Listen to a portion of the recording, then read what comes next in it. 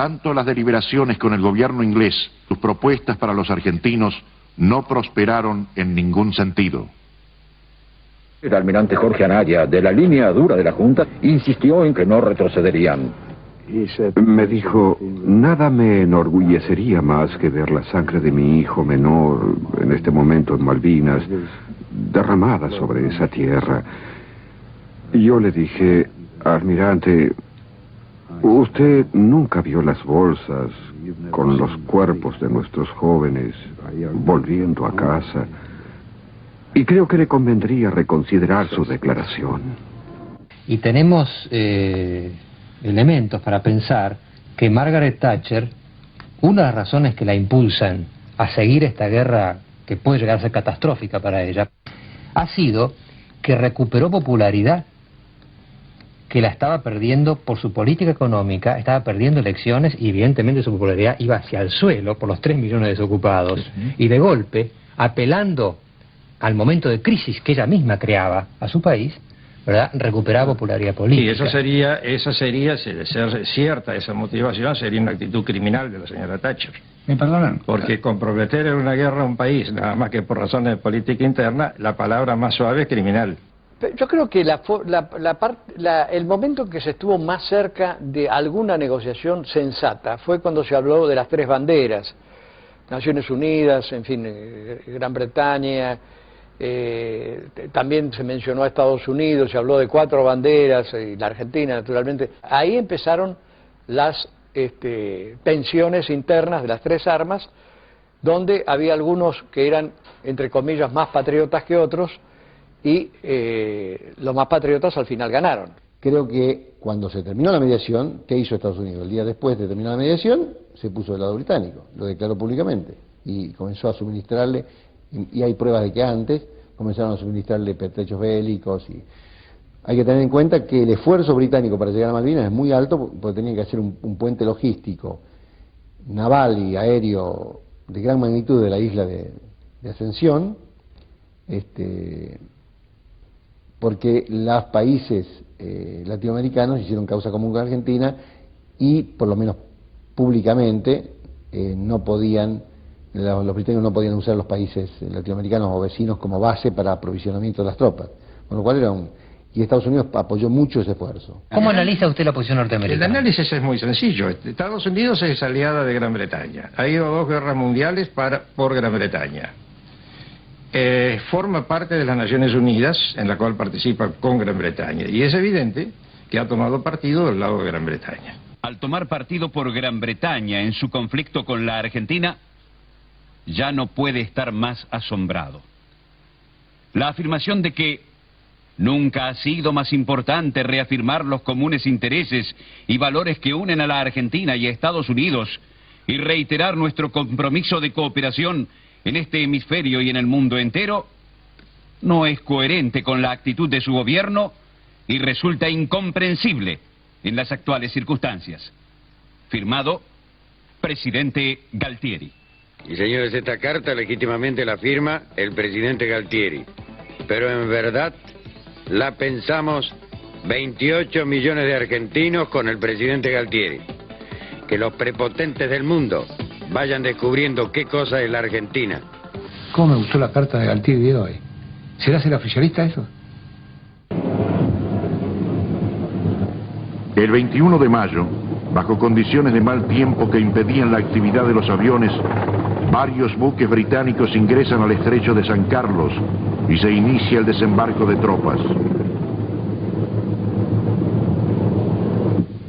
Que me parece un error táctico central, y es haber pensado que el ataque principal iba a ir directamente a Puerto Argentino y no desde San Carlos, donde habían desembarcado los británicos. El 27 de mayo de 1982, las fuerzas británicas en Malvinas salieron de su cabeza de puente en San Carlos e iniciaron la larga marcha hacia Puerto Stanley. La medida se tomó debido a la intensa presión política por lograr un rápido éxito militar británico. El brigadier Thompson, comandante de las fuerzas en Malvinas, había resistido la presión hasta el límite, pero ahora se le había ordenado ponerse en movimiento. Los hombres de la tercera brigada de comando se vieron obligados a caminar. La pérdida del transportador Atlantic 2 días antes había despojado a los británicos de una de sus posesiones más valiosas, los helicópteros. Las fuerzas británicas se enfrentaron a una penosa caminata a través de las montañas y pantanos de la isla Soledad. Mientras los hombres de la Marina Real y el tercer batallón de paracaidistas caminaban hacia el norte rumbo a Puerto Stanley, los 400 hombres del segundo batallón de paracaidistas recibieron la orden de atacar la guarnición argentina de 1000 hombres en la pradera del Ganso, 27 kilómetros al sur. La aviación argentina produce el mayor desastre sobre las tropas británicas en una bahía del este de Puerto Argentino. Hay un barco que se llamaba Sir Galahad y otro de transporte de tropas que iban entrando para desembarcar tropas. Aparecieron aviones argentinos y los bombardearon. Fue un desastre, perdieron muchos hombres y eso provocó, dentro de las malas noticias que llevan al continente, provocó en la Junta Militar un cierto optimismo, porque parecía que ese bombardeo iba a detener la ofensiva final sobre Puerto Argentino y iba a darle más tiempo. Muy por encima del campamento de Fitzroy, un puesto de observación argentino en Monte Harriet rastreaba la llegada de los barcos. El mayor Carlos Arroyo.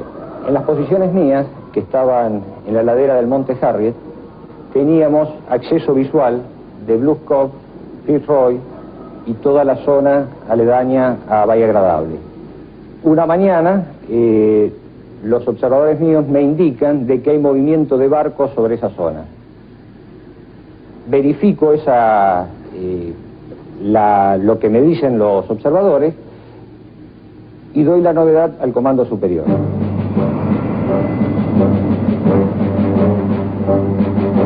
En la base aérea de Río Grande, en el sur argentino, se preparaba a los aviones con bombas de origen británico para el ataque a Fitzroy.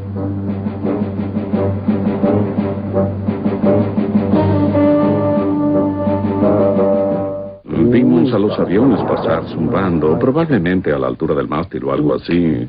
Ocurrió en un segundo. Miramos inmediatamente. Yo miré y el color no era claro. Y entonces, casi simultáneamente gritaron 3 o 4 hombres. Dieron en cubierta. Yo también gritaba, dieron en cubierta.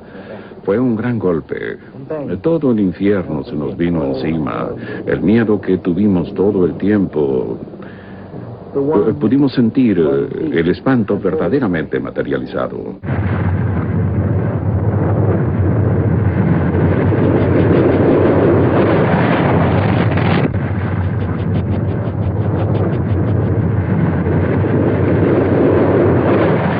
El Papa vino, digámoslo ahora, vino a 2 días antes de la derrota militar. Hubo un plan desesperado de la Iglesia tratando de que Argentina aceptase ciertas condiciones para la retirada. Es decir, el Papa intentó, y se sabe que la diplomacia del Vaticano evitó la batalla final, trató de evitar la batalla final. Pido a Dios que se traduzca en realidad operante la profunda convicción de que es necesario poner todos los medios posibles para lograr una paz justa, honrosa y duradera. Cuando llegó el Papa nos empezamos a dar cuenta de que algo no funcionaba. Pero la acción psicológica era muy fuerte, Los medios estaban permanentemente informando.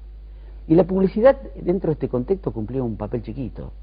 No por ello menor, pero fue muy importante al comienzo. Ya al final, ya estaba.